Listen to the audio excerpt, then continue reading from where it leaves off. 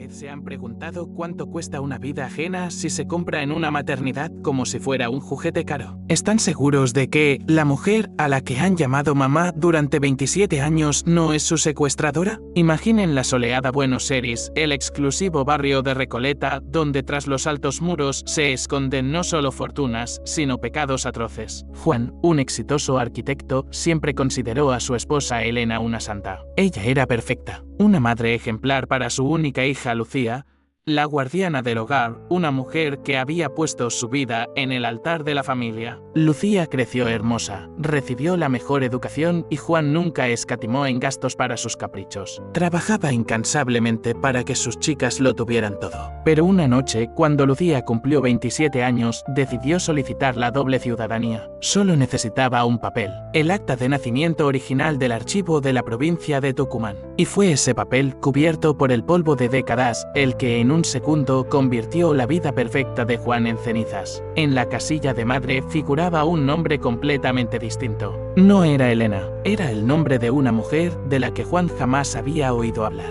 Pero lo peor no fue eso. Lo peor fue la reacción de Elena. Cuando Juan, temblando por la incomprensión, le mostró el documento, ella ni siquiera se inmutó. Se limitó a mirarlo fríamente con sus ojos perfectos y soltó entre dientes: pagué lo suficiente por ella como para que me pertenezca. ¿Acaso no le di una vida mejor que esa muerta de hambre? En ese instante, algo se rompió dentro de Juan. La persona con la que había compartido cama durante casi 3 décadas resultó ser no solo una mentirosa, sino una cínica arquitecta del dolor ajeno. ¿Entienden el nivel de su soberbia? No sentía culpa. Creía sinceramente que el dinero le otorgaba el derecho de disponer de la vida de otro ser humano como si fuera un bien inmueble. Mientras Juan recordaba cada fiesta, cada cumpleaños de Lucía, donde Elena sonreía ante las cámaras, de repente se dio cuenta. Cada uno de esos momentos fue un acto de robo. Ella le robó 27 años de vida a otra mujer, cuyo nombre ahora le quemaba los ojos en el formulario oficial. Juan empezó a recordar detalles que antes había pasado por alto. Los extraños viajes de Elena a Tucumán justo antes del parto, la ausencia de fotos en el hospital, su miedo pánico a cualquier revisión médica de la niña en clínicas públicas. Todo encajaba en un cuadro aterrador. Elena no solo adoptó a la niña fuera de la ley, la compró a una madre desamparada, aprovechándose de su debilidad y pobreza, y borró a esa mujer de la faz de la tierra como si nunca hubiera existido. ¿Cómo se puede vivir con alguien capaz de un crimen tan frío y calculado? ¿Cómo se puede besar cada mañana a una mujer que hace 27 años cometió, de hecho, un secuestro oculto tras una máscara de caridad? Juan miraba a Elena, veía no a su amada esposa, sino a un depredador. Ella ni siquiera intentó disculparse. Al contrario, empezó a acusar a Juan de ingratitud. Yo creé esta familia, yo la hice feliz. Nunca hubieras tenido una hija así si no fuera por mi inteligencia, gritaba, y en su voz no había ni un ápice de arrepentimiento, solo furia porque su fachada perfecta se había agrietado. Era la furia de un propietario al que intentan arrebatarle un bien obtenido ilegalmente. Juan no podía dormir. Ante sus ojos estaba el rostro de la otra mujer, María. Empezó a buscarla. Pasó noches en internet intentando encontrar cualquier mención de María Sánchez, de Tucumán. Y lo que ello hizo que su corazón se encogiera de asco hacia su propia esposa. María Sánchez era una joven de un barrio pobre a la que le dijeron que su bebé había muerto en el parto. Ni siquiera le mostraron el cuerpo. Durante 27 años, cada aniversario del nacimiento de su hija, esta mujer acudía a la misma maternidad con una única demanda: saber la verdad. No creía en la muerte de su hija. Sentía que su niña estaba viva. Y mientras María juntaba monedas para pagar al menos a un abogado barato, Elena le compraba diamantes a Lucía para su mayoría de edad. Imaginen el contraste. Una mujer vive en el lujo, disfrutando de una maternidad que simplemente robó, mientras la otra vive una vida de luto por una hija que está viva. Y lo más repugnante de esta historia es que Elena sabía del sufrimiento de María. Sabía que la verdadera madre buscaba a la niña. Gracias a sus contactos en las instituciones, bloqueaba cualquier intento de investigación. Literalmente quemaba la tierra alrededor de María para que nunca se acercara a la verdad. Cuando Juan comprendió la magnitud de esta conspiración, sintió náuseas físicas. La persona que consideraba la luz de su vida era la oscuridad que había devorado un destino ajeno. Cuando Lucía supo la verdad, la reacción fue aún más impactante. En lugar de lanzarse a buscar a su verdadera madre, se encerró en sí misma. Elena, sintiendo que perdía el control, empezó a manipular a su hija. Convenció a Lucía de que esa mujer no era nadie, que solo era material biológico y que su verdadera madre era quien le dio el dinero, el estatus y el futuro. Y aquí vemos la consecuencia más terrible de la crianza de Elena. Creó a su hija a su imagen y semejanza. Lucía temía perder su comodidad más de lo que deseaba restaurar la justicia. Miraba a su padre con reproche como si él fuera el culpable de haber abierto esa caja de Pandora. ¿Por qué lo hiciste, papá? Estábamos tan bien. Estas palabras de su hija fueron la sentencia definitiva para Juan. Comprendió que Elena no solo robó a una niña, sino que envenenó su alma con su cinismo. Pero Juan no podía detenerse. Sabía que cada día de silencio lo convertía en cómplice de ese crimen. Veía cómo Elena seguía interpretando el papel de víctima ante amigos y conocidos,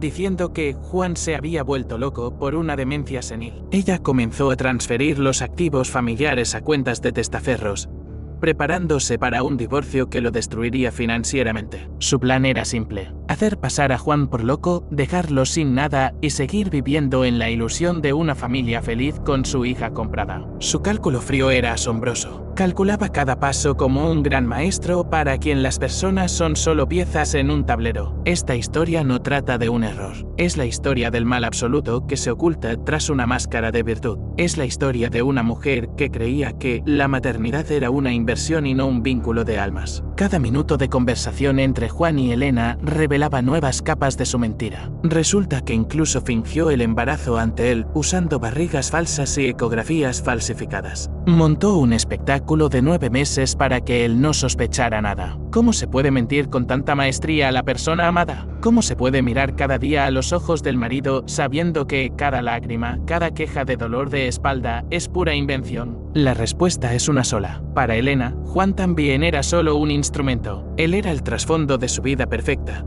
Una fuente de recursos, no un compañero. Su corazón estaba vacío y ese vacío ahora succionaba a todos a su alrededor. ¿Quieren saber qué pasó cuando Juan finalmente se encontró con María? ¿Tuvo el valor de mirar a los ojos a la mujer cuya vida su esposa convirtió en un infierno? ¿Y podrá perdonarse a sí mismo por haber patrocinado ese crimen durante 27 años sin notar lo obvio? La siguiente parte de nuestra historia revelará secretos que hieran la sangre. La mañana siguiente al descubrimiento no llegó con luz solar, sino con la pesada y pegajosa certeza de que la persona que dormía al lado era una desconocida. Juan miraba a Elena, que respiraba con tranquilidad, y por primera vez en 27 años no sintió ternura, sino una repulsión física. ¿Cómo podía dormir tan despreocupada? ¿Cómo era posible que su conciencia no la hubiera consumido por dentro todos estos años? Cada detalle de su vida en común parecía ahora un decorado sucio. Recordó cómo ella lloraba de felicidad cuando trajeron a Lucía a casa por primera vez. Ahora lo entendía. No eran lágrimas de alegría de una madre. Era el triunfo de una ladrona que había culminado su golpe con éxito. Juan se escurrió de la cama, intentando no despertar a ese monstruo con rostro de mujer. Su camino se dirigía a Tucumán, la provincia donde hace 27 años comenzó este infierno. No podía quedarse sentado esperando a que los abogados de Elena repartieran sus bienes. Necesitaba ver a aquella mujer cuya vida había sido pisoteada por los tacones de su esposa perfecta. El viaje parecía interminable. Cada kilómetro lo acercaba a una verdad que le daban ganas de gritar. Encontró la dirección a través de archivos antiguos y un detective privado que había contratado esa misma noche. Era un barrio donde los turistas nunca asoman. Paredes descascaradas, olor a pobreza y desesperanza. Cuando detuvo su lujoso coche frente a una casa de ladrillos bajos, la gente empezó a asomarse a los umbrales. Él parecía un cuerpo extraño allí, un símbolo de ese mundo que se había tragado a la hija de María. En la puerta apareció una mujer. Parecía mucho mayor de lo que era. Cabello canoso, arrugas profundas alrededor de unos ojos que parecían haber llorado todas las lágrimas del mundo. Era María. Cuando Juan pronunció su nombre y dijo de dónde venía, la mujer palideció como si hubiera visto a un fantasma. No gritó, simplemente se sentó en el umbral y se cubrió la cara con las manos. ¿Viene a decirme que ha muerto? susurró. Su voz era tan débil que Juan tuvo que inclinarse. Cuando él respondió que Lucía estaba viva, sana y era rica, María levantó la mirada con tanto dolor que Juan se sintió como un asesino. Empezó a relatarle todo. Los mejores colegios privados, los viajes a Europa, como a Lucía nunca le faltó nada. Cuanto más hablaba, más comprendía lo cínico que sonaba aquello. Estaba justificando un crimen con bienestar material. María escuchó en silencio y luego lo interrumpió con una pregunta que lo dejó callado para siempre. ¿Usted sabe lo que es ir durante 27 años a un cementerio, a una tumba vacía porque los médicos dijeron que enterraron al bebé en una fosa común?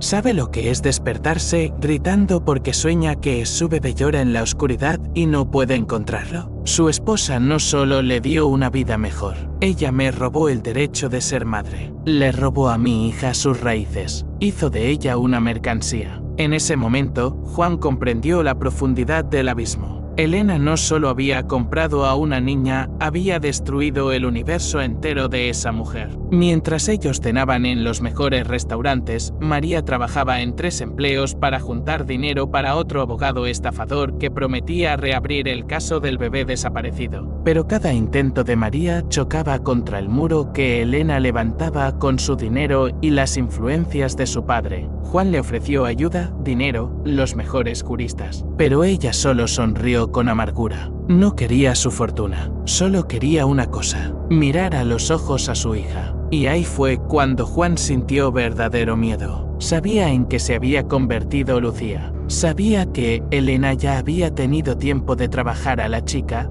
convenciéndola de que esa pobre mujer era solo una estafadora que quería aprovecharse de su familia. Al regresar a casa, Juan encontró a Elena haciendo las maletas. Estaba tranquila, serena e increíblemente fría. «Me voy a divorciar», Juan declaró ella sin siquiera mirarlo. «Y si intentas sacar los trapos sucios al sol, te destruiré. Lucía se queda conmigo. Ella ya lo ha decidido. No quiere conocer a esa mujer. Le da asco pensar que proviene de esa miseria». Juan no podía creer lo que oía. «¿Lucía aceptó eso?», preguntó. «Por supuesto», sonrió Elena con esa mueca triunfal que helaba la sangre. «La enseñé a valorar lo que tiene. Es una chica lista. Entiende que su futuro son mis cuentas bancarias, no las lágrimas de una campesina. Has perdido, Juan. Tú y tu moral se quedarán sin nada». Fue el momento de la verdad. Elena no solo había cometido un crimen hace 27 años, seguía cometiéndolo cada segundo, mutilando el alma de su o no su hija. Había criado a una persona para quien una cuenta bancaria valía más que la voz de la sangre. En ese instante, la rabia de Juan se transformó en una determinación gélida. Comprendió que la única forma de detener a ese monstruo era jugar bajo sus reglas, pero con un objetivo distinto. Empezó a reunir pruebas no solo del secuestro, sino de las maniobras financieras que Elena había realizado durante años. Descubrió que el dinero para comprar a la niña se lo había robado a su propio padre, falsificando su firma en cheques cuando él estaba en su lecho de muerte. Era una parásita profesional que se había alimentado toda su vida de los destinos ajenos. Pero lo más aterrador estaba por llegar. Juan descubrió que el médico que ayudó a Elena a adquirir a Lucía seguía vivo y bajo investigación por otro caso. Era el hilo del que podía tirar para desmoronar todo aquel castillo de naipes de mentiras. Sin embargo, Elena tampoco pensaba rendirse. Comenzó una campaña contra Juan. Los amigos recibían mensajes sobre sus trastornos mentales y en el trabajo empezaron a circular rumores sobre su incompetencia. Ella actuaba rápido y sin piedad, intentando aislarlo del mundo. Incluso cambió las cerraduras de la casa de campo donde Juan guardaba parte de sus archivos. Quería borrarlo de la vida tal como una vez borró a María. Una noche se reunió con Lucía en un café. Esperaba ver en sus ojos, aunque fuera una sombra de duda. Pero frente a él estaba una copia exacta de Elena. «Papá, para allá», dijo ella, mientras tomaba su costoso café latte. «Aunque sea verdad, ¿qué cambia? Elena es mi madre. Ella me lo dio todo. Y esa mujer, ¿qué puede darme ella aparte de vergüenza? No quiero verla. Y si sigues con esta investigación, renunciaré a ti igual que ella renunció a ella». Aquellas palabras fueron más afiladas que un cuchillo. Juan comprendió que su hija, aquella niña a la que mecía en sus brazos, había muerto. En su lugar había un ser creado por Elena,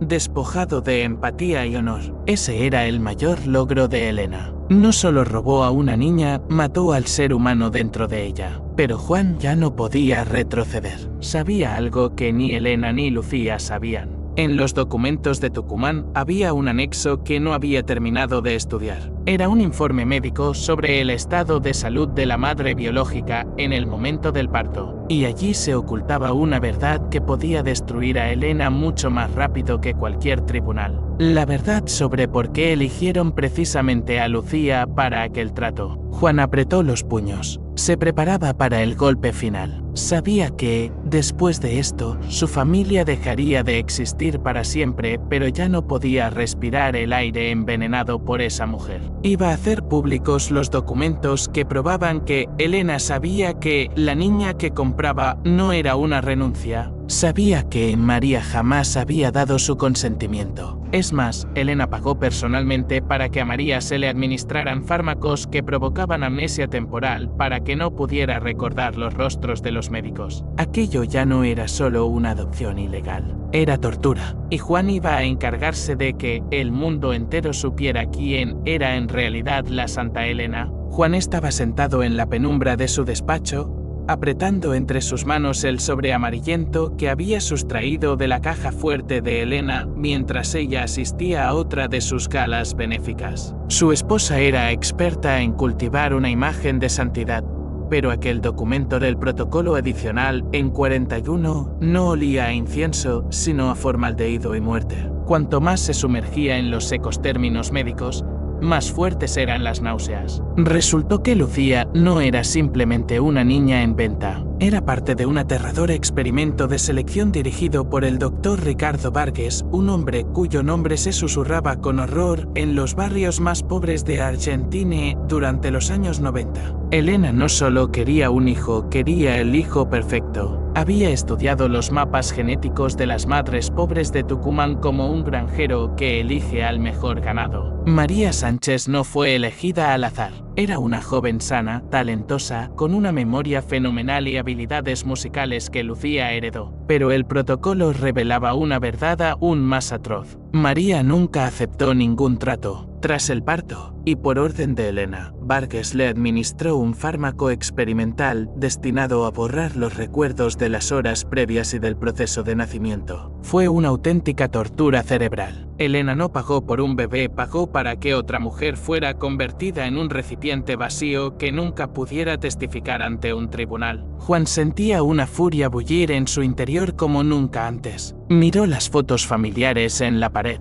Cada sonrisa de Elena le parecía ahora la mueca de un depredador. Recordó cómo ella insistía en que Lucía jamás visitara a otros médicos que no fueran su doctor de cabecera, el propio Vargas. Ahora todo encajaba. Temían que cualquier análisis de sangre en un laboratorio independiente o un chequeo fortuito revelara inconsistencias genéticas o rastros de lo que le hicieron a María. Al día siguiente, Juan se dirigió a una clínica psiquiátrica privada a las afueras de Buenos Aires. Allí, tras altos muros, terminaba sus días el doctor Vargas, a quien el poder había protegido de la justicia por sus vínculos con la élite. Juan tuvo que pagar un soborno exorbitante para entrar en la habitación del anciano. Vargas parecía una momia viviente, pero sus ojos se encendieron cuando Juan pronunció el nombre de Elena. Fue mi mejor cliente, balbuceó el viejo con una sonrisa desdentada. No solo compraba mercancía, disfrutaba del proceso. Sabe que venía al hospital y observaba tras el cristal cómo María suplicaba que le devolvieran a su bebé. Ella se quedaba allí, acariciando su vientre falso, y me decía: haga que se calle para siempre. No es digna de esa niña. Juan agarró al viejo por el cuello, conteniéndose para no asfixiarlo allí mismo. ¿Qué le hiciste a María?, rugió. Vargas tosió y escupió su última dosis de veneno. Le inyecté tanta química que su cerebro debería haberse convertido en papilla. Pero sobrevivió. Su instinto maternal fue más fuerte que mis drogas. Elena estaba furiosa. Exigió que la durmiera para siempre, pero tuve miedo. Simplemente la eché a la calle, sin documentos y sin memoria.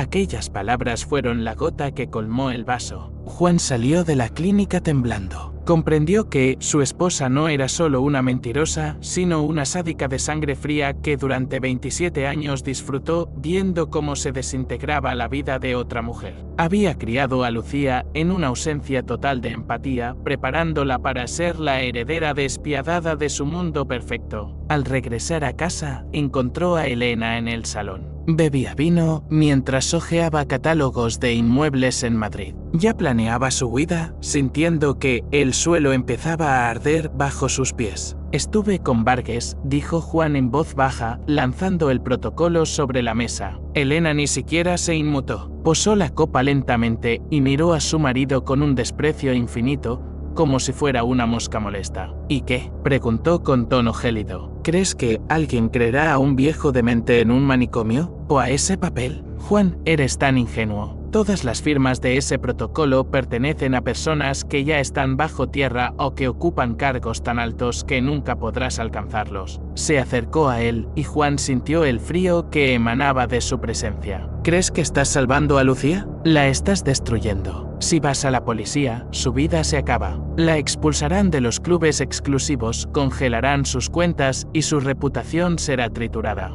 Pasará a ser la hija de una pordiosera y el producto de un experimento. ¿Es eso lo que quieres para tu niñita? Esa era su arma principal, manipular el amor de Juan por su hija. Pero no contó con algo. Juan ya no consideraba a Lucía como suya. Veía en ella un tumor cultivado por Elena. Ella no es mía, Elena dijo mirándola fijamente. Y tampoco es tuya. Es un alma robada. Y haré lo que sea para que lo entienda, aunque tenga que reducir esta casa a cenizas. Por primera vez, Elena mostró inquietud. Su máscara perfecta se agrietó. No te atreverás, Siseo. Te destruiré antes. Ya he presentado una denuncia afirmando que ejerces presión psicológica sistemática sobre mí y que amenazas mi vida. Los vecinos confirmarán que me gritabas. Lucía confirmará que te comportas de forma errática. Una sola llamada mía y terminarás encerrado en la habitación de al lado de Vargas. En ese momento, la puerta del salón se abrió y Lucía apareció en el umbral. Lo había oído todo. Juan contuvo el aliento esperando un milagro, esperando que, al oír lo que le hicieron a su verdadera madre, despertara en ella algo humano. Pero Lucía se acercó a Elena y la tomó de la mano. «Mamá, cálmate», dijo, mirando a su padre con un odio gélido. «Papá, vete, ahora mismo. Ya hemos llamado a la seguridad privada. Tus cosas serán enviadas a un hotel. No intentes contactarnos de nuevo». Juan, de pie en medio de su lujoso salón,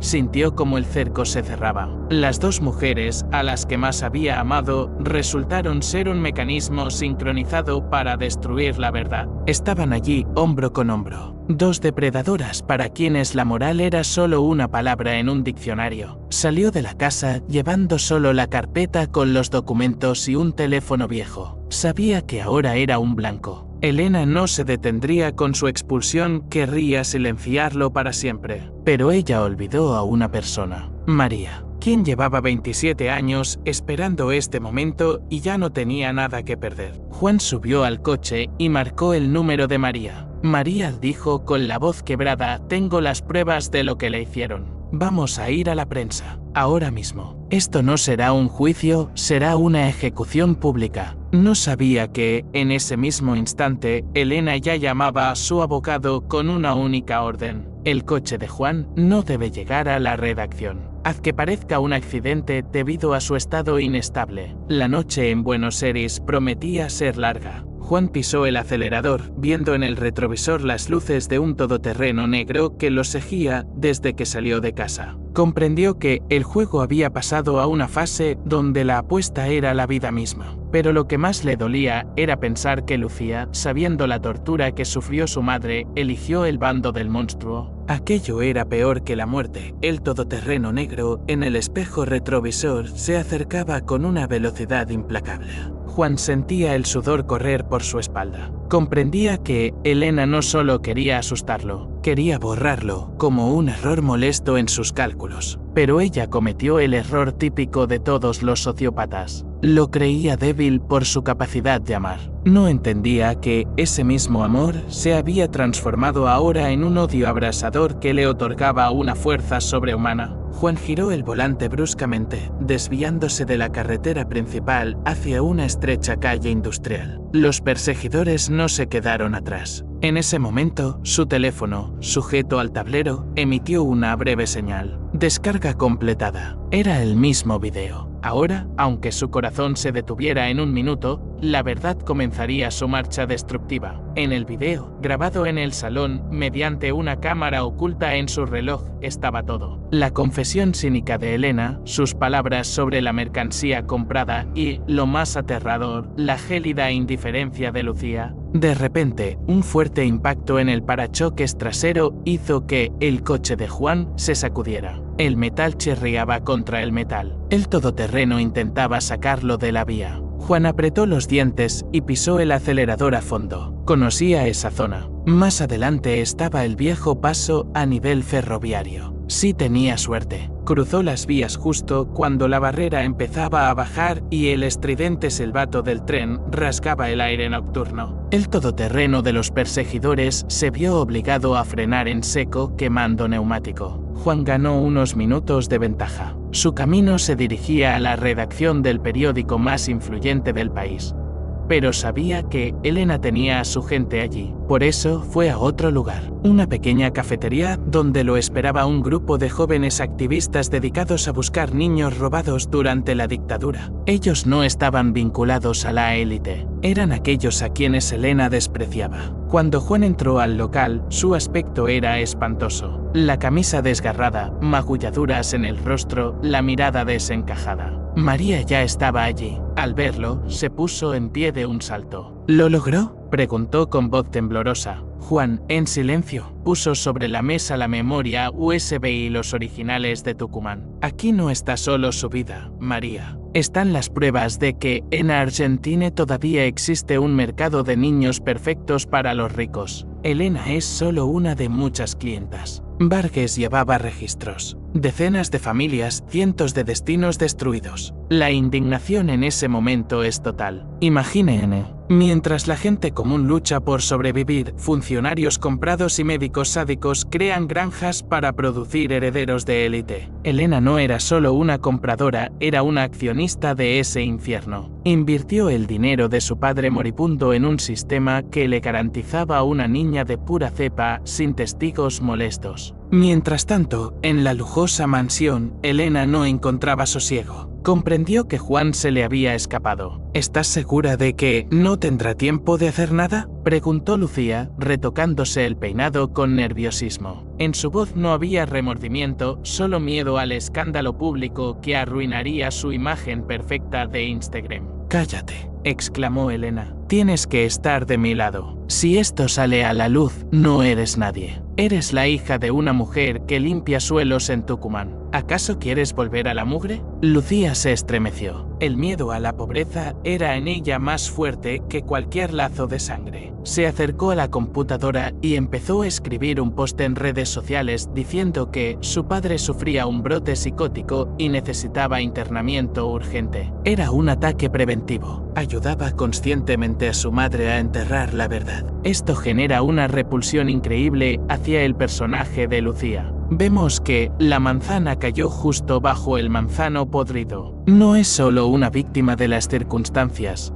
es una cómplice activa. Elige la mentira porque es cómoda y huele a perfume caro. Pero en la cafetería, el trabajo hervía. Los activistas empezaron a subir los documentos a servidores espejo por todo el mundo. Juan miraba a María y veía en ella la dignidad que Elena jamás tuvo. María leía el protocolo sobre cómo la torturaron con fármacos y sus manos no temblaban. Sabía que no estaba loca, dijo en voz baja. Todos estos años me dijeron que lo había imaginado todo, que solo era una mujer infeliz que perdió el juicio por el dolor. Y ellos simplemente borraban mi vida con una goma empapada en sangre. Juan comprendió que su venganza debía ser no solo legal, sino pública. Pulsó el botón de publicar en su cuenta principal.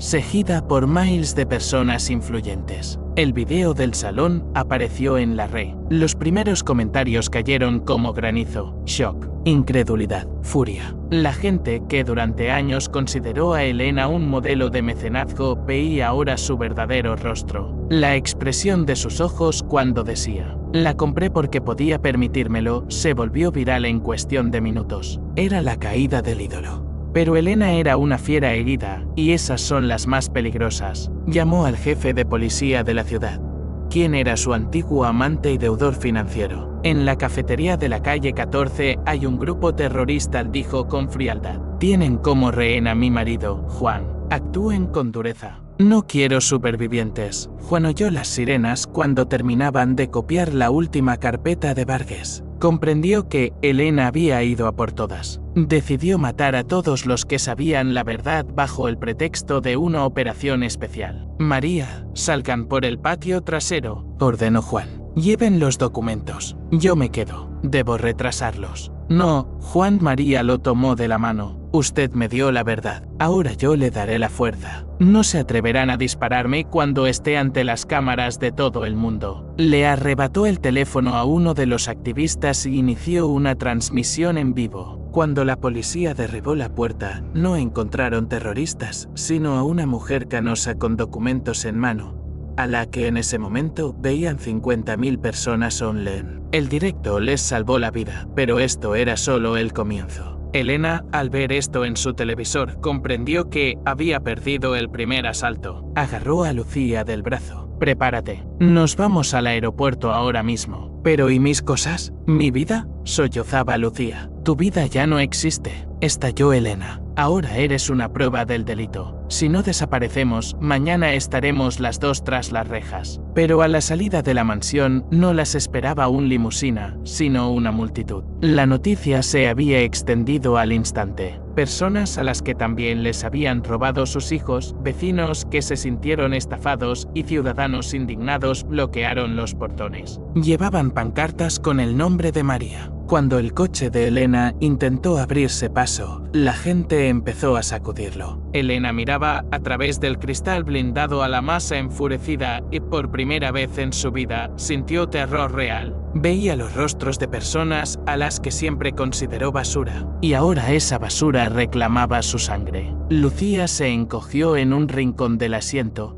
cubriéndose la cara. Comprendió que el dinero de su madre ya no servía. Su estatus se desmoronó como un castillo de naipes. En ese momento, Juan se acercó al coche. No gritaba, simplemente golpeó el cristal y pegó a la ventana aquel mismo documento de Tucumán. El juego terminó, Elena.sal. María te está esperando. Las puertas del lujoso todoterreno se abrieron lentamente. Elena salió al encuentro de la multitud con la cabeza erguida, y en lugar de miedo, en su rostro apareció esa misma sonrisa altiva y gélida que hizo estremecer a Juan. No parecía una criminal, parecía una reina saliendo a enfrentarse a súbditos amotinados. La multitud guardó silencio por un instante, aturdida por su audacia. Pero lo que ocurrió a continuación dio un giro total a la historia y provocó que Juan sintiera que el suelo desaparecía bajo sus pies. ¿Creen que son jueces aquí? La voz de Elena cortó el silencio. ¿Creen que este héroe, Juan, es un santo? ¿Quieren saber la verdad de cómo Lucía llegó a nuestra casa? Pregúntenle a su ídolo porque hace 27 años él mismo firmó una transferencia bancaria a la cuenta de la clínica de Vargas. Pregúntenle dónde estaba la noche en que echaron a María a la calle. Juan se quedó petrificado. Era una mentira descarada y asquerosa, pero Elena extendió una copia de un papel que había sacado de su bolso. Era un documento bancario con su firma falsificada. Ella había preparado este plan B durante años. Sabía que, si la verdad salía a la luz algún día,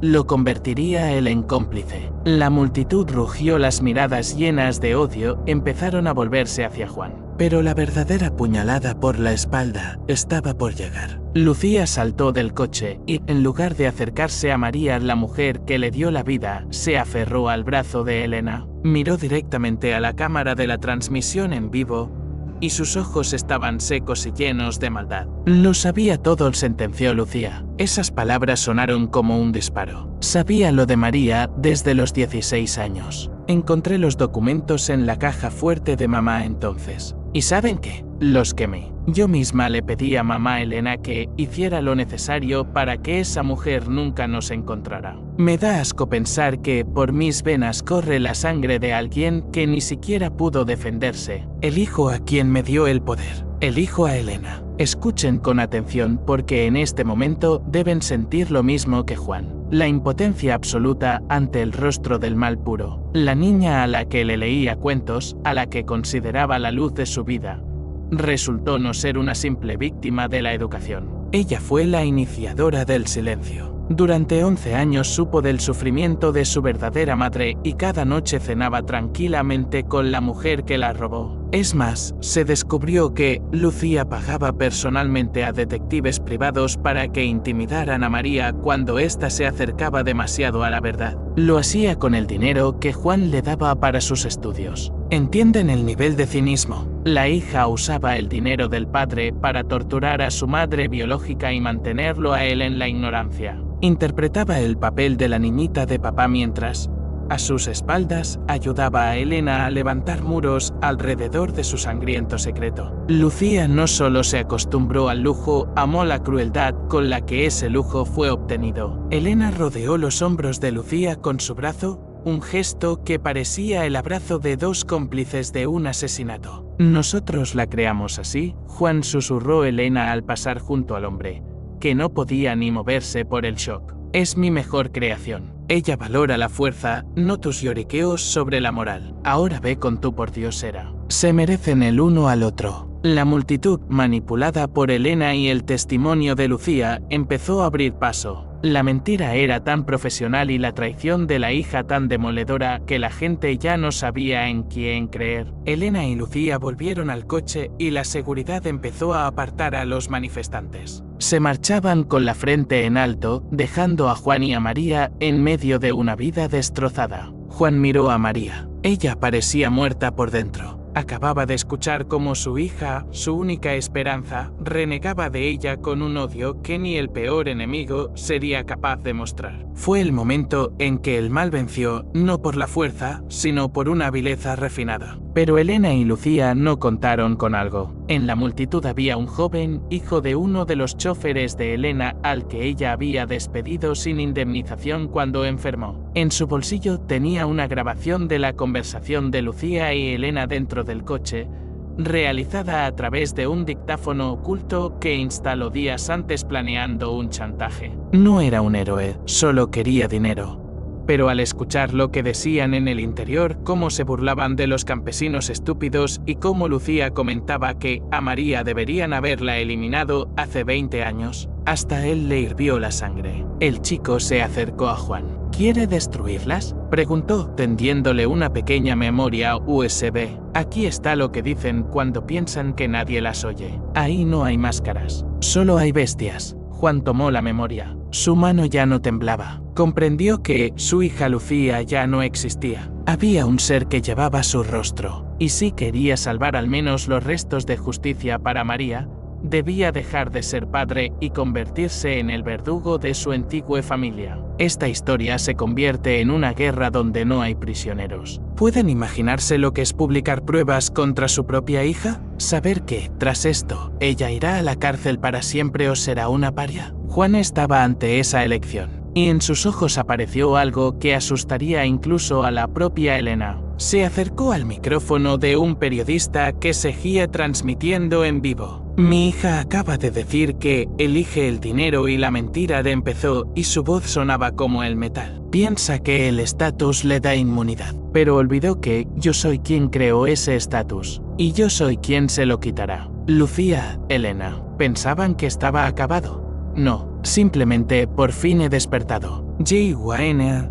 reprodujo la grabación de la memoria directamente por los altavoces de la unidad móvil de prensa. La voz de Lucía, llena de asco y crueldad, resonó por toda la plaza. Le contaba a su madre cuánta gracia le daba ver las lágrimas de María en los videos y cómo deseaba que esa vieja muriera de un infarto para no arruinarnos las vacaciones. La multitud estalló. Ahora ya no era solo rabia, era sed de justicia por mano propia. La gente se lanzó contra el coche que aún no había logrado salir del barrio. La policía ya no podía contenerlos. Elena y Lucía estaban atrapadas en su propio cinismo, encerradas en una caja de cristal que ellas mismas convirtieron en su prisión. El coche de Elena y Lucía se sacudía bajo los golpes de la multitud enfurecida. El cristal, aunque blindado, empezó a cubrirse de una telaraña de grietas. Dentro del habitáculo, donde 10 minutos antes reinaba una arrogancia gélida, ahora se instalaba un miedo animal. Lucía, acurrucada bajo el asiento, se tapaba los oídos para no escuchar los gritos de la gente que hasta ayer le parecía simple escenografía de su vida perfecta. Pero el verdadero horror no estaba fuera, estaba en su propio cuerpo. De repente, Lucía palideció drásticamente. Su respiración se volvió errática y un sudor frío brotó de su frente. Se agarró el abdomen y soltó un sonido que hizo que, incluso la imperturbable Elena, se quedara sin aliento. No era un ataque de histeria, era algo mucho más aterrador. «Mamá, no puedo respirar. El corazón», jadeó Lucía, desplomándose en el suelo del auto. Elena, en pánico, empezó a marcar el número de su médico personal, pero nadie respondía. Había olvidado que, tras la publicación del video de Juan, todos los vinculados a su familia habían empezado a huir, cortando cualquier lazo. En ese momento, Juan, que observaba la escena desde lejos, recordó las últimas palabras del Dr. Vargas en la clínica psiquiátrica. El viejo se reía entonces hablando de un seguro genético. Juan arrebató la carpeta de documentos que le había entregado el activista. Empezó a hojear frenéticamente las páginas del informe médico que antes le había parecido secundario. Y allí, entre tablas y fórmulas, encontró lo que hizo que su corazón se detuviera. Era el secreto que Elena ocultaba incluso a sí misma. Lucía no era simplemente una niña de selección. El Dr. Vargas, al realizar sus experimentos con María durante el embarazo, utilizó fármacos que provocaron una rara mutación genética en la sangre del bebé. Era una trampa. Lucía gozaría de una salud perfecta, pero con una única condición. Cada 10 años necesitaba una transfusión directa de componentes específicos de la sangre de su madre biológica. Vargas había creado una cadena biológica. Se aseguró de que Elena nunca pudiera deshacerse de María definitivamente. Si Lucía no recibía esa recarga, su sistema inmunológico empezaría a atacar sus propios órganos. La última transfusión fue a los 17 años. Elena le mintió a Lucía, diciéndole que era una terapia vitamínica tras una enfermedad. Trajo a María a la clínica en secreto.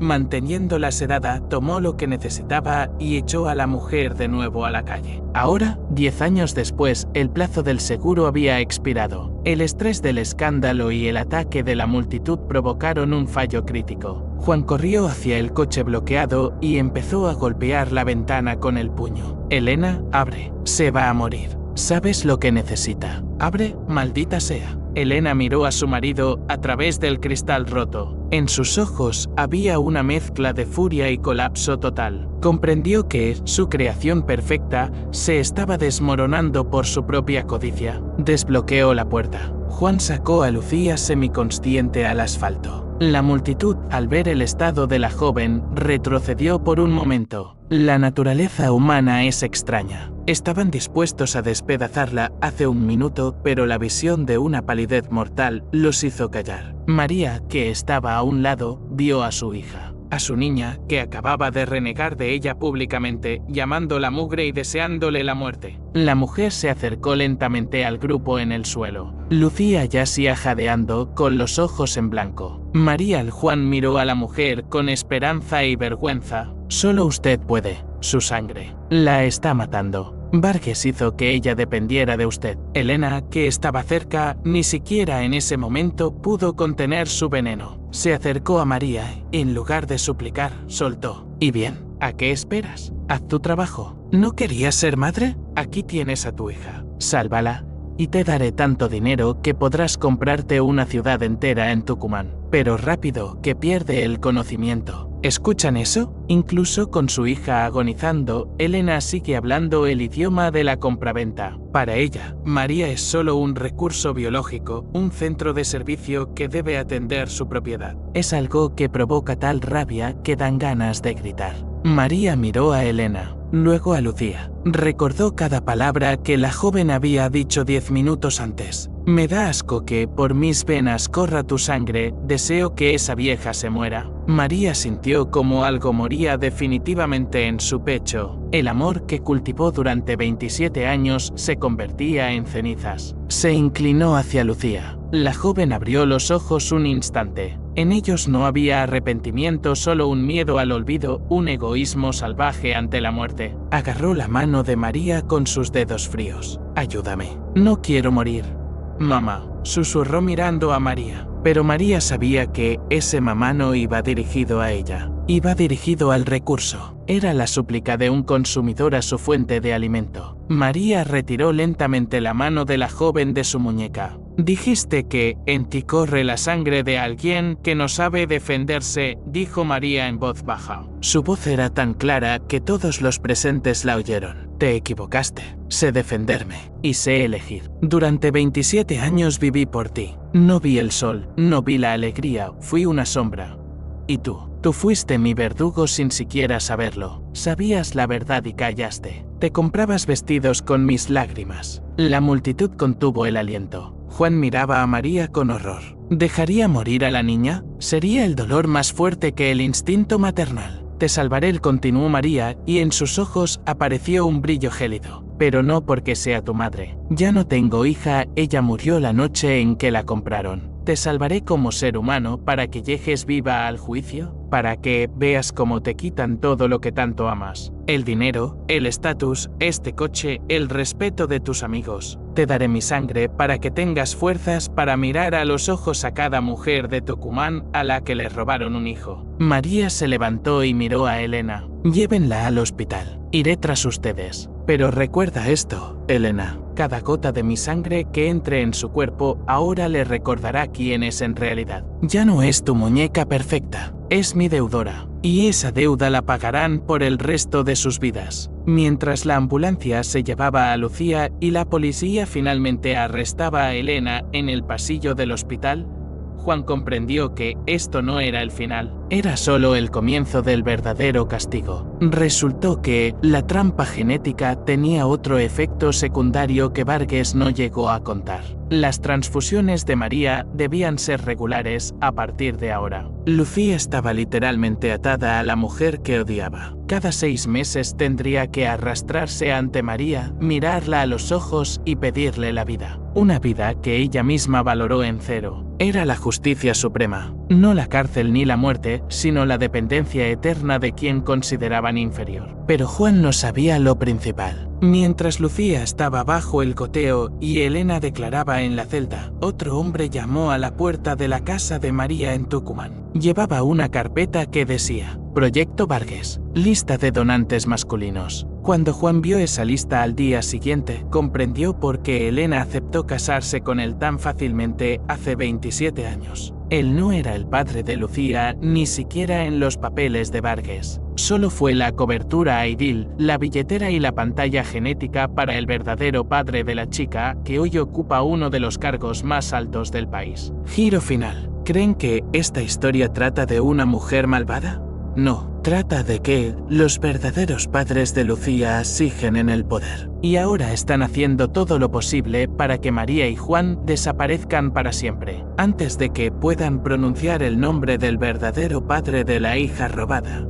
El nombre en la carpeta de Vargas no solo sorprendió a Juan, lo dejó petrificado. El senador Alejandro Rivas. El hombre que aparecía semanalmente en las pantallas con discursos sobre el renacimiento moral de Argentina, el mismo que estrechaba la mano de Juan en las recepciones.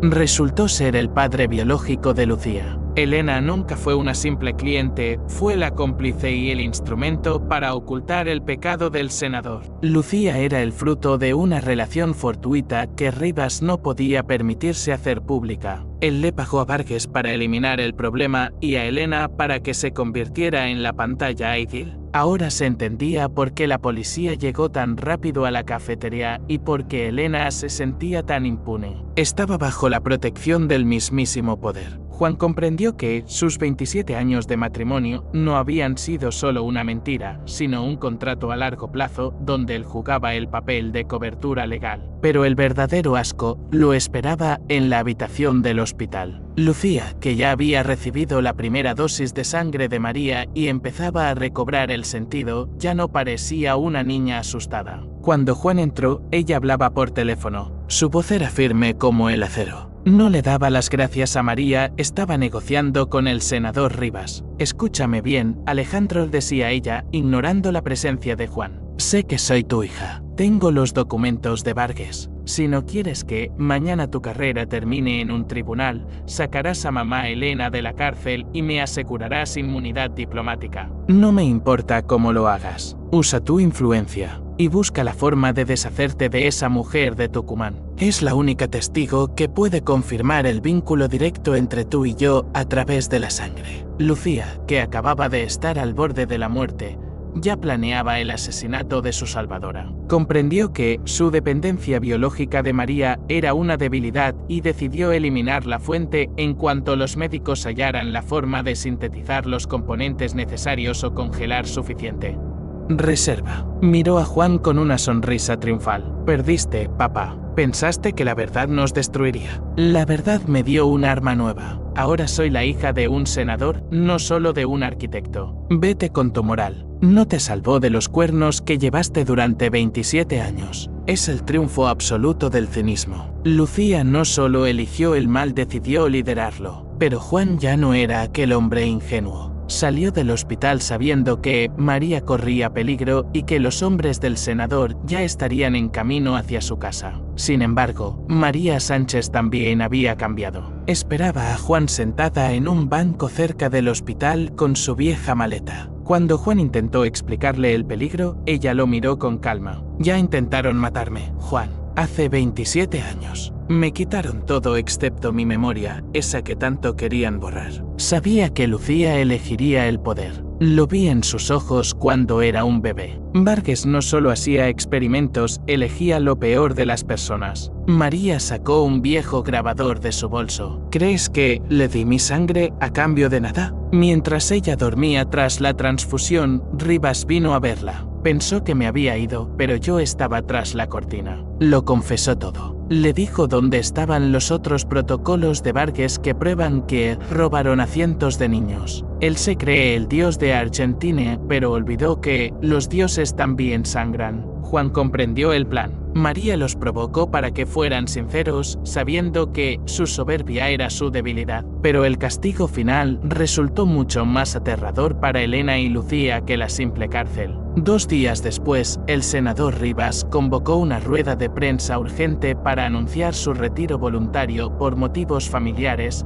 esperando desaparecer discretamente con Elena y Lucía hacia Suiza. Elena, libre bajo fianza gracias a Rivas, esperaba entre bastidores con aire triunfal. Lucía estaba a su lado, con un traje costoso, lista para una nueva vida bajo otro apellido. Pero a mitad del discurso, en todas las pantallas del país, la cara del senador fue reemplazada por imágenes de la cámara de seguridad de la clínica de Vargas. Era la sorpresa de Juan quien hackeó el sistema de transmisión. No eran imágenes de hace 27 años, era un video de esa misma mañana. En el video, Lucía aparecía en el laboratorio intentando sobornar a un técnico para que accidentalmente le administrara a María una dosis letal de sedantes en el próximo procedimiento. Se escuchó su voz. Hazlo y ya está. No necesito más a esa vieja vaca. Tengo suficiente sangre suya en el banco. Es basura que debe desaparecer. Fue el fin. La multitud bajo el edificio del centro de prensa inició el asalto. La guardia del senador se dispersó, nadie quería morir por unos monstruos. Rivas intentó huir por la puerta trasera, pero allí lo esperaba Juan. no con una pistola, sino con los documentos que probaban que Rivas ordenó personalmente las limpiezas de los barrios pobres. Y Elena y Lucía se atrincheraron en el despacho mientras oían a la gente derribar la puerta. Elena miró a la hija que tanto esmero puso en crear. «Es culpa tuya», el siseó Elena. «Fuiste demasiado codiciosa.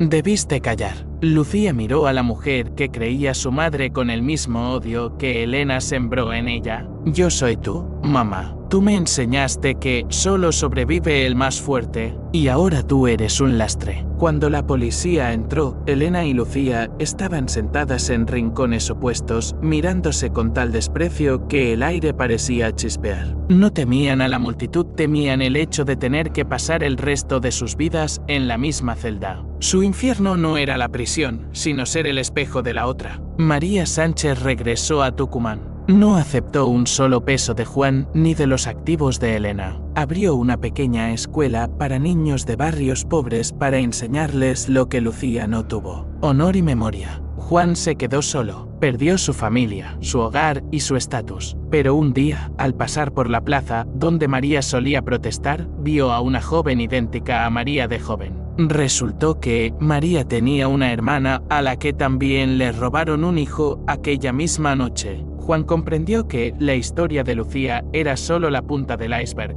Miles de familias aún esperan. Vendió todas sus propiedades y creó la Fundación Sombra de la Memoria para que ningún senador Rivas ni ninguna Elena vuelvan a dormir tranquilos. Escena final. Lucía, en el hospital de la cárcel, espera su transfusión. Pero en lugar de María, entra una enfermera y le dice con frialdad: María Sánchez se ha negado oficialmente a ser su donante. Dijo que su sangre ya no le pertenece. Tiene 48 horas para encontrar a otro pariente al que aún no haya traicionado. Lucía mira al techo, comprendiendo que ya no quedan parientes. Ella misma mató a todos los que podían salvarla. Y ese es el final más justo. La mentira que la alimentó durante 27 años se convirtió finalmente en su sentencia de muerte.